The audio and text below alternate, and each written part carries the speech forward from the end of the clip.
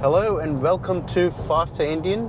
Today we are in Sydney, Australia, talking about lives of Indian, how it has been, how it is, how people who've been here for years and ages, how they feel about it, how people like me who've just moved after living a couple decades, growing up in India, how it feels for them and how it might feel for you.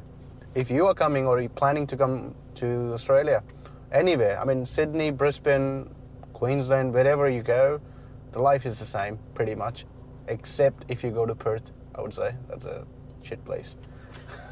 But anyways, today, who we have here is one of my good friend, Tanvir, who is the second generation here in Sydney, Australia. His father migrated here back in 70s or 80s, Tan? 1968. There we go.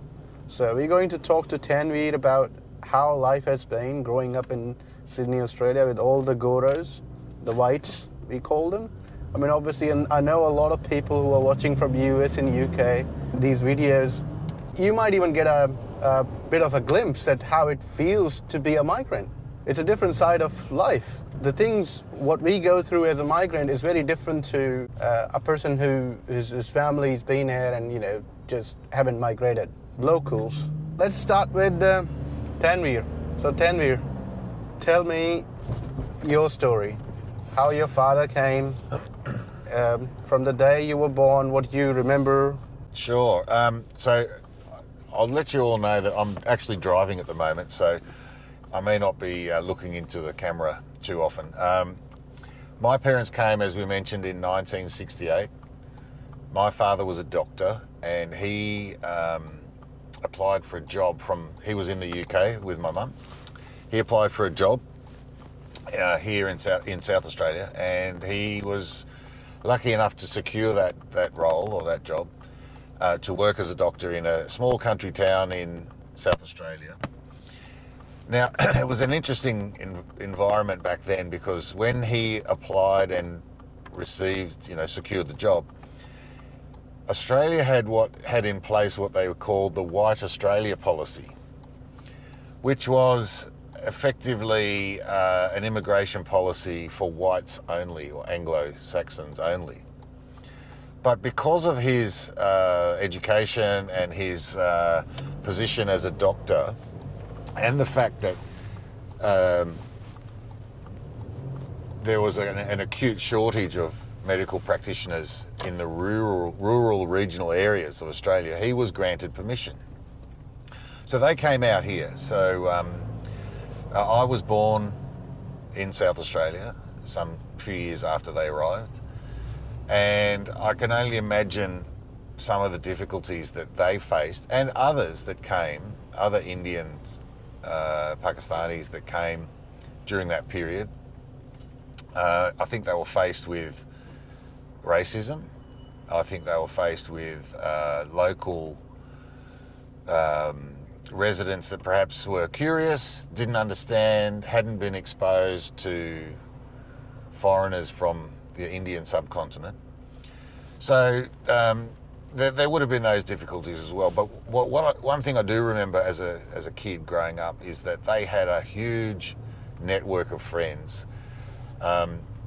In South Australia, there was a mix of races. There was a lot of Italians, a lot of Greeks that came out in the 50s, and slowly we noticed more and more Indians coming. And because my dad was a doctor, he sort of mixed in that fraternity, the medical fraternity. So a lot of our friends were doctors of mixed race. And I do remember as a kid, they used to have dinner parties and whatnot, functions. And there would be a really eclectic mix of people of races that would attend these, our house and attend these functions. And likewise, we were also invited to many other people's homes and whatnot for dinner parties and functions. So look, I think they experienced some difficulties on that front, particularly, coming from the UK, where the Indian population was vastly more than here, and the fact that they went to a rural area. I was born in South Australia and moved to Sydney when I was about 15. We moved as a family. Now, in Sydney, obviously, the largest city in Australia, much more Indians in Australia. But again, even in Sydney, we had a very large and mixed mixed race group of friends. You know, we had Aussies and English and Germans and Indians and all sorts, Chinese. Because Sydney is a bit of a melting pot. There are lots of different races in Sydney.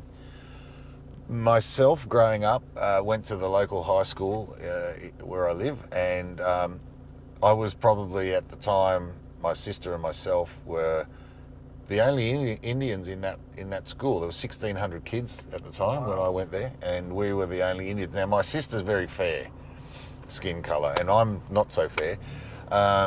So I did experience, you know, a bit of racism, and I had to defend myself and stand up for myself and protect myself and all of that sort of thing. That was early on, up to about year 10. Year 11 and 12 wasn't so bad. You know, the few more Indians came into the school and things like that. Plus, there was a lot of Indian migration in the late 80s and 90s, and we saw communities build. So there were certain areas, suburbs, where those migrants sort of landed themselves, and we saw the more Indian restaurants, more Indian shops, Indian temples, you know, both Sikh temples and Muslim houses of worship. And we saw, you know, more mixing in the business world, in the communities, in the schools, in the universities. So growing up, you mentioned that how you know, you did face a little bit of racism up until year 10, and then you know, obviously, I guess the more people were introduced to the society started getting easy. They were getting used to seeing the foreigners. Yeah, I think that's the case. I think as, you know, more and more foreigners came, it became more normalised, if you like, in the Anglo-Saxon eyes. Yeah. They got exposure to different cultures and components of those cultures, and they'd hear it from different people. So I think it started to become more normal for them, and for a long, long time there was only white Anglo-Saxon populations. And that's one thing which kind of like surprised me, even though we right now, the Australia we know is very multicultural, but this is the same Australia which Tan mentioned had a white-only migration policy. So this is not long ago, is it, Dan? Is it? What? No, I mean, where are we, 2022?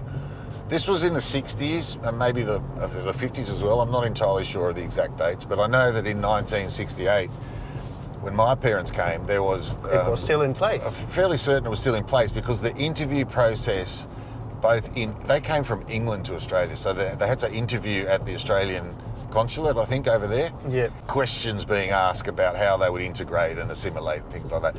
I'll give you an example. When they went to the English consulate, Australian consulate in London, for their visa, because they'd received this job, my mum was wearing a sari. And one of the questions that I was told that she was asked was that when she presented in the sari, the English officer in that, or the Australian officer in that consulate said, will you be wearing this kind of an outfit when you get to Australia? Wow. So the questions were that sort of so they were silly. Yeah. And, you know, people are very proud of their heritage and whatnot. And in England, it was not uncommon for ethnics to wear their traditional dress. Yeah. So she presented in a sari because it's a very formal dress in our culture. And she was asked this question. And of course, she's been used to wearing, you know, jeans and skirts and whatever else, Western clothing. But attending a very formal event or functional meeting, they dressed up. My dad presented in a suit and everything, and she was in a sari, and she was asked that question. Another question when they landed, just to give your viewers a more idea of some of the silly questions that they were asked. My dad, being actually Pakistani, but you know, India and Pakistan were one Yeah. back then. And he started work. And one of the patients very early on came and said, "Oh, you're Indian. Are you a witch doctor?" Oh, you joking? That was the level of intellect and understanding Oh the my locals God. had. Now, being Indian, Yeah. they thought red Indian. Yeah. And then the silly question was asked that, "Are you a witch doctor?" And I don't know if it was in jest. I'm hoping it was, but you know, that was the kind of question that was asked. And then he had to then say, "Look, I've qualified in the UK. Yeah. I've got this, you know, various degrees and medical qualifications." So anyway, that's something that, you know, that's the level of intellect and a level of understanding that they faced. Yeah. You know. And just to put things into perspective here, like since I've been here, which is not that long ago, it's only been 12 years, over 12 years now, and in fields like medicine and engineering or any technical IT field, the biggest population or the people you see are of Indian or Asian ethnic descent. They are very, I mean, it's not, I'm not saying that Aussies aren't really becoming doctors, but compared to these groups, Asians and Indians, you see most likely if you go to a hospital or a clinic, you'll end up seeing an Indian or an Asian doctor. Am I correct, Tanvir? Yeah, absolutely true. From the late 80s, all the university intakes for medicine, law, dentistry, and engineering, yep, definitely. The majority of the students were Indian, Pakistani, or some sort of subcontinent background. Yeah. And we're seeing that now because since then they've graduated. And if you look at, it's just a majority. It's not like the Aussies aren't doing it. They are. And there are some, you know, equally as skilled local or Anglo professionals. The Chinese as well and Asian backgrounds have the phenomenally vast numbers of doctors, dentists, dentistry in particular. I think they had a big push from the, you know, cultural push that, you know, there's a lot of Chinese dentists around. Asian background dentists. So look, slowly as immigration opened and over the last, you know, 60 years, these cultural backgrounds have come to Australia, have migrated, and the first generation, I'll call it, being my parents' era, they, you know, they push their kids to study and take advantage of the opportunities that are here that may not have presented in their homelands. And we're seeing that now because a lot of them, as I said, are in these professions.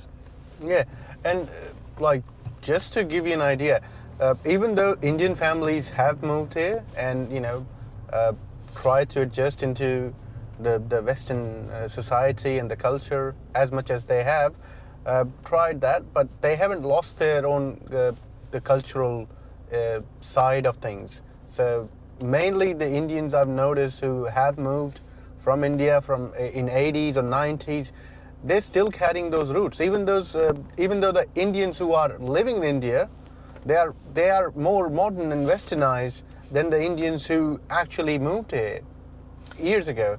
And this is partly because when they left India, they had those cultures and values engraved in them. So because they were on a foreign land, they tried to preserve and secure as much as they could.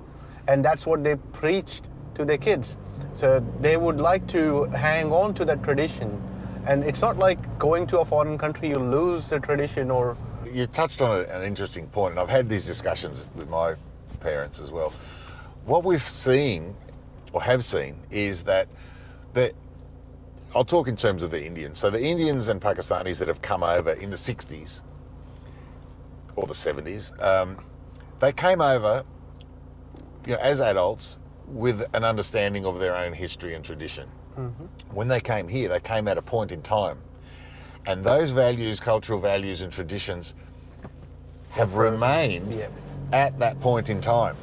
So you said before that Exactly. Indians in India have progressed, and they have. They have. They absolutely have. But the Indians in Australia not necessarily have Haven't. progressed. No. They've retained the cultural norms, value systems that they had at the time they moved here, and it's stayed stationary. It hasn't progressed in some cases, and it hasn't developed over time. Whereas in India, you know, you're submerged in their culture, Yeah. and as progress and things change and ideologies relax or increase, And that is a good thing and a bad thing. I'm not sure. it is a good and bad thing for sure. I'm not sure how good it is because obviously I am a Gen X. So for me, I think it was more of a time freeze for them. So the kids who've developed and their understanding about India is from the days of 80s and 70s. And believe me, India was very different back then because I was born in 84. Yep. And I see it when I speak to my cousins who are still in Pakistan and in Yeah. India. I see it that they, from the understanding I had through various trips and visits over there, Yeah. you know, you understand how your uncle thinks about something or how your auntie thinks about, or how the culture does things when you go in the street. Yeah. When I came back, that's stuck in my head. But when I speak to my cousins now, you know, after 10, 15 years of that visit, Yeah. I can see that they have progressed by the way they speak and the things that they do and the ideologies they hold. I can see that they have grown, developed, changed. But my understanding has not, because I've not been, you know, in Yeah. country to experience the change. Absolutely. And Absolutely. you touched on a very good point, because the Indians in Australia are more backward than the Indians in India. And yeah. that's not necessarily true across the board, but that's a saying that we have here, that, you know, the Indian came here and he stayed in India at that time. Yep. He didn't develop. They didn't develop, and that is why it's very important to talk to Tanvir, because he is the second generation of Indian. So his father migrated here, and then Tan, who's the one who's born and brought up here. So now I'll ask him to explain how it was to grow up in an Indian family, but then go to school and then, you know, hang out with all these Goras while he was growing up. So must have been. So why I'm asking this question is because there are two very different cultures, and obviously they wouldn't really behave or talk to their kids the way Indians or any subcontinental family will do. So let's ask Tanvir how it was growing up, you know, in an Indian family, but having these English friends and going out partying with them, or even school, and how was it all? Yeah, that was certainly one of the challenges. I think there's a couple of things there. One is that, you know, I'm Muslim, so we have certain food restrictions, if you like. Yep. No you know, pork, bacon, ham, all that sort of thing. Yep. Which here is, in Australia, is, you know, it's a common food and everyone loves it, the locals love it and they eat it, and, you know, the Anglo-Saxons don't have those restrictions. So I remember going out with school friends and we'd all chip in and buy a pizza. And all the Aussie guys that wanted ham and pineapple. Well, I couldn't eat that because They were putting pineapple on a pizza back in Of course, 70s. it's been since forever. So I would say, listen, I can't eat that because it's got ham. They said, just pick it off. And, you know, it doesn't work like that. Am I turning here? Yeah. It actually doesn't work like that for us, as you guys might know. You can't just pick it off.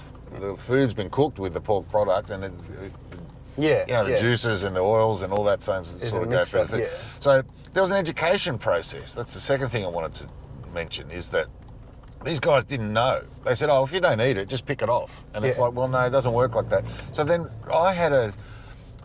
unbeknownst at the time, I had a role in educating the locals or my circle of friends and say, well, hang on, no, I can't do that. And I did find some, very few, couldn't get their head around it. But most were really accommodating. They said, all right, listen, I'll go halves with you in a pizza in a different one, prawns or whatever. So, you know, there was that I needed to understand and come to terms with, that, you know, whilst you're trying to assimilate with the locals, I couldn't assimilate 100%. And, you know, that's not a bad thing, because I maybe didn't want to assimilate 100%. Is there any street parking here? Yeah. So Let's go around. I had to be mindful of my own traditions, cultures, and practices, and say, well, you know, I'm going to assimilate as best I can within those confines, if you like. There was other things like, you know, food is one thing, but there's other things like there was often, not often, but it came up, there was a battle with your parents. Yep. Parents want you to be in one way because they have that value system that they brought over. You're trying to assimilate with the locals. You're trying to be accepted and gain acceptance and things like that, and be seen as one of them. Yep. And you want to do the things they do. Yep. But some of those activities might clash with your own traditional cultural understandings and norms. So there was a bit of a balance required. And, you know, I had to sort of, and it wasn't easy, to be quite frank. There were some instances where I didn't understand. I'm like, well, hang on, why can't I do this? I'm here in this country, I want to be like John Smith or whatever. And, oh, there's one there. And, you know, why can't I do this sort of thing? Yep. And so I then had to balance the requirements or expectations of my parents along with what I thought I needed to do to gain acceptance and,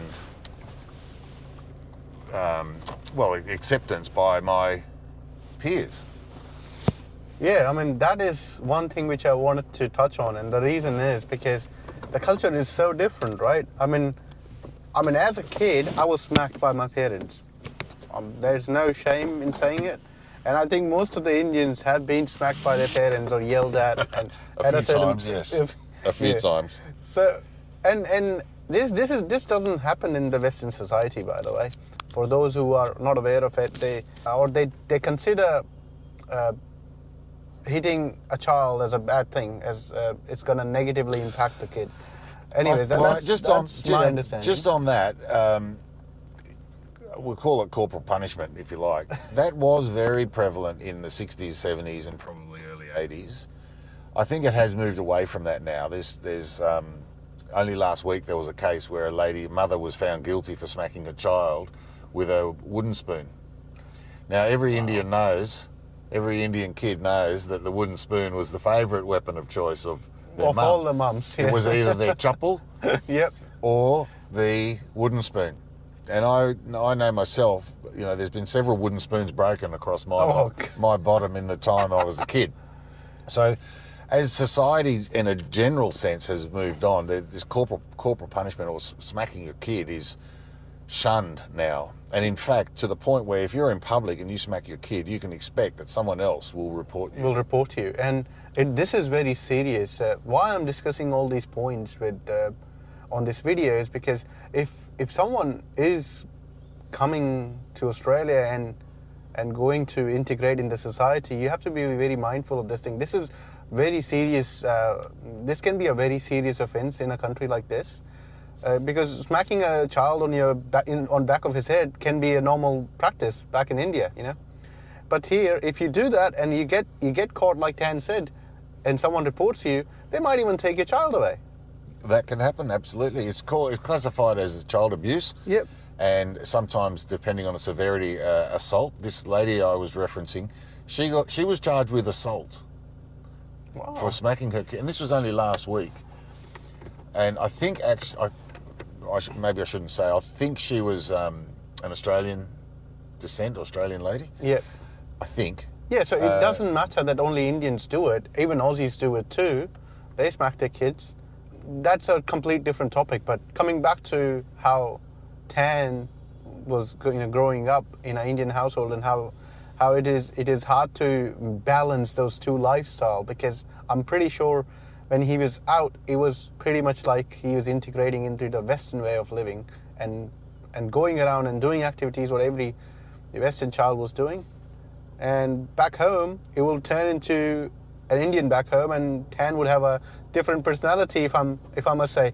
Is that how it was? Like, you would have two different personality, one for your home, one for your... Yeah, that's a good point. Absolutely, you did. Yeah. Because I feel that. At home, you would be, you know the expectations of your parents, you know how to speak to them, you know how to behave, you know what was expected of you. When you went out, you know, there was much looser. Yeah, exactly. You know, so you can get away with more, you can do more things. You didn't have to necessarily abide by the expectations of your parents. Of your parents, yeah. Which it has its pros and cons. I mean, you can either embrace one more than the other and completely go off the rails, if I could call it. Yeah. And not have a sense of upbringing and, you know, decency. Yeah. Or you can say, well, you know, there are some good things that, you know, my parents are instilling in me, and it's just to be a better person, really. And you can adopt those practices and be a more well-rounded. I'm not saying that our way is better than the other way. That's not what I'm saying. But what I'm saying is you can take the best of both. You can pick and choose. Yeah.